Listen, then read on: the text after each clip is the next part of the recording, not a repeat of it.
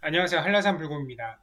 이번 영상에서는 한국 증시에서 요즘 거래량으로 따지면은 거의 최상위 포지션을 차지하고 있는 상품 중 하나인 코덱스 인버스와 정확히 그 반대편에 서 있는 코덱스 200에 대해서 정리해 보겠습니다. 지금 이 영상을 제작하고 있는 시간이 2021년 11월 9일 오전 9시 41분인데요. 지금 국내 증시의 거래 상위 종목을 살펴보면요. 코덱스 200 선물 인버스가 거래량이 7,360만 주고요. 그리고 오늘 정리해 보려는 코덱스 인버스의 거래량이 1,133만 주입니다.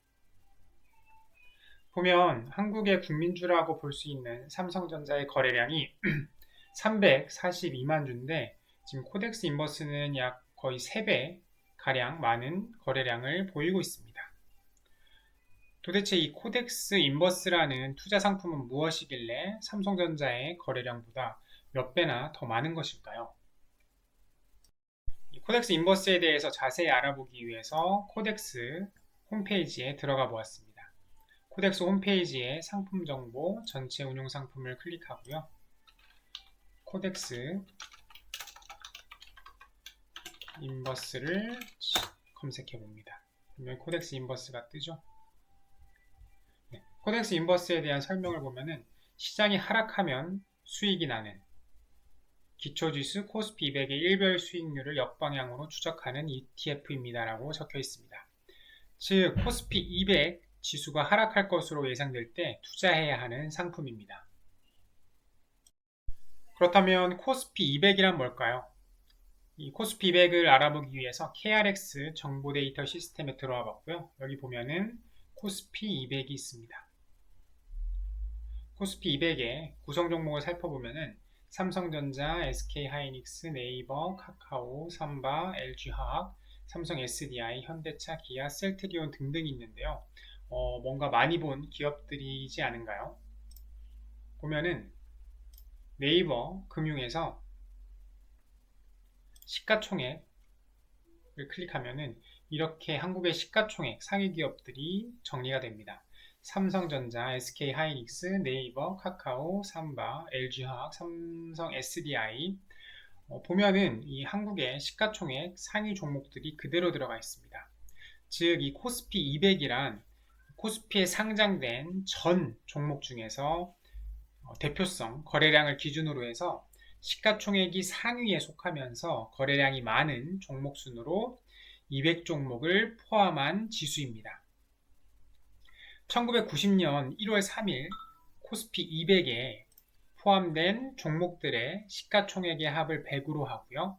그리고 현재 코스피 200에 포함된 종목들의 실시간 시가총액의 합을 1990년 1월 3일 지수 100으로 나왔던 지수와 비교해 가지고 산정을 합니다.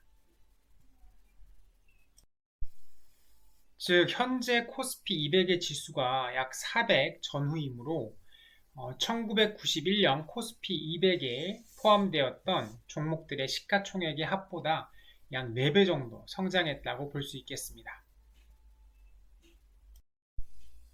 그리고 지난 1년간 코스피 200과 코덱스 200, 인버스의 그래프를 비교해 보았는데요. 보면은 코스피 200은 이 빨간 선인데요. 코스피 200은 1년 전이 가장 최저점이었다가 급격히 상승을 하고 그 다음에 횡보를 하다가 요즘에 좀 하락하는 추세죠. 그런데 코덱스 인버스 이 초록색 선은 정확히 반대입니다.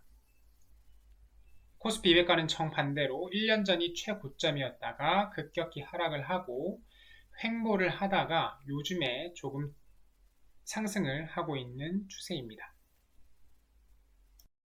코덱스 인버스 상품에 대해서 좀 더 알아보면요. 이 코덱스 인버스는 이 코스피 200의 일별 수익률만을 매일 마이너스 1배수만큼 추적하는 것을 목표로 합니다. 즉 코스피 200이 5%가 떨어지면 코덱스 인버스는 5%가 올라가고요. 코스피 200이 7.37% 상승하면 코덱스 인버스는 정확히 마이너스 7.37% 떨어지는 방식입니다. 여기서 유의해야 할 점은 일별 지수는 정확히 코스피 200에 반대로 가지만 일정 기간의 누적 수익률에 대해서는 당연히 이 마이너스 1배수로 연동이 되지 않습니다.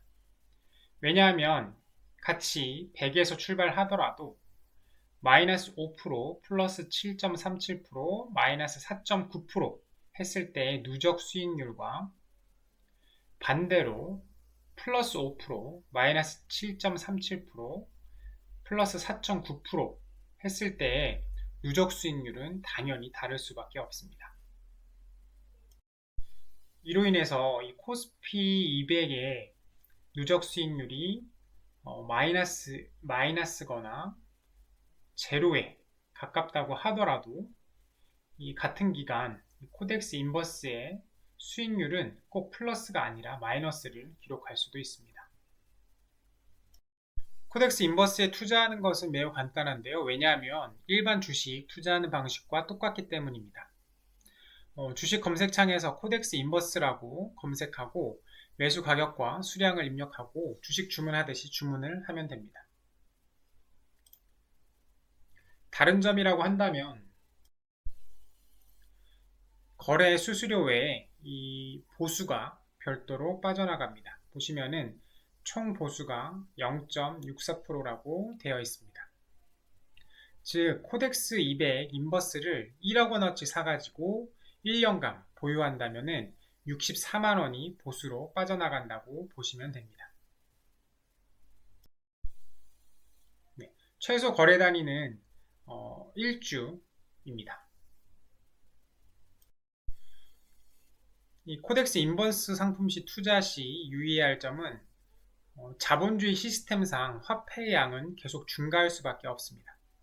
그렇기 때문에 이 주식, 이 기업의 가치는 화폐 대비 상승할 가능성이 큽니다. 즉, 이 주가는 장기적으로 우상향할 가능성이 크다는 거죠. 그리고 매년 0.64%의 보수가 빠져나가는 점은 장기 투자에는 오히려 불리한 요소로 볼 수가 있겠습니다. 정리해보자면은 코덱스 인버스는 개별 종목 투자는 부담스러워 한국 증시에 투자하고 싶은데 중단기적으로 한국 증시의 상승이 아닌 하락하는 쪽에 투자하고 싶은 투자자에게 적합한 상품이라 볼 수 있겠습니다. 이번에는 이 코덱스 인버스와 정반대의 포지션에 있는 코덱스 200에 대해서 알아보도록 하겠습니다. 역시 코덱스 홈페이지에서 코덱스 200이라고 검색을 하고요. 여기서 그냥 코덱스 200이라고 적혀 있는 걸 클릭합니다. 보면은 주식시장을 대표하는 200개 종목으로 구성된 코스피 200 지수를 그대로 추적하는 규모와 거래량에서 대한민국 국가대표 ETF입니다. 라고 적혀 있습니다.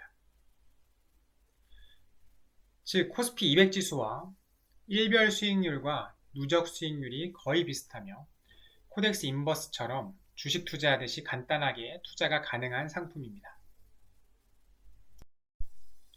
코덱스 인버스와 다른 점이 있다면 총보수가 0.15%로 코덱스 인버스의 총보수 0.64% 대비해서 약 4분의 1 수준으로 저렴합니다.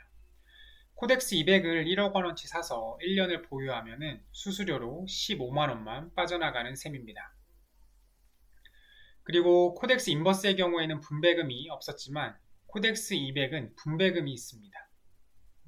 보통 이제 지급하는 거는 1월, 4월, 7월, 10월 마지막 영업일 총 4번을 지급을 하는데요. 최대 연 5회 지급이라고 되어 있습니다. 이 분배금이 뭐냐면은 각 기업에서 주는 배당금을 받아서 이 코덱스 200을 보유하고 있는 투자자들에게 분배금 형식으로 나누어 주는 겁니다. 여기 최근 3년 분배금 지급 현황이 있는데요. 보시면은 2021년 10월 29일, 2021년 7월 30일, 4월 30일, 1월 29일 분배 금액이 85원, 55원, 670원, 50원, 50원 이 2021년 4월 30일, 4월에 분배금이 가장 큰 이유는 한국의 대부분의 기업들은 연말 결산배당금으로 1회 지급을 하기 때문에 이 결산배당금이 지급되는 이 4월의 분배금액이 가장 큽니다. 현재가가 39,000원, 약 4만원 정도고 분배금이 보면은 약 1년에 그래도 670원에서 50원, 700원, 800원, 850원 정도 받은 거기 때문에 그래도 약 분배금이 연으로 치면은 약간 2%를 상회하는 수준입니다. 정리해보면 만약 장기적인 관점에서 한국 증시의 미래를 긍정적으로 보고 있지만 개별 기업을 분석하고 투자하기에는 시간도 없고 여건이 안 되는 투자자들이라면 이 코덱스 200이 좋은 투자 대안이 될 것 같습니다. 만약 중단기적으로 한국 증시가 하락할 것 같은 우려나 확신이 있다면 이 코덱스 인버스도 대안이 될 수 있습니다. 하지만 아까 설명을 했듯이 장기적으로는 주식의 가치는 화폐 대비 높아질 수밖에 없어서 증시 역시 우상향할 가능성이 크다는 점, 그리고 0.64%라는 보수를 고려한다면 코덱스 인버스를 장기적인 관점으로 투자하기에는 주의가 필요해 보입니다. 그럼 투자자분들의 성투를 기원합니다. 이번 영상이 도움이 되었다면 영상 하단에 좋아요 버튼을 클릭, 새로운 영상이 계속 보고 싶으시다면 구독 버튼을 클릭, 블로그 포스팅도 같이 업데이트 받아 보고 싶으시다면 영상 하단 네이버 인플루언서 링크로 들어가 팬하기를 클릭해주세요. 오늘은 여기까지입니다. 감사합니다.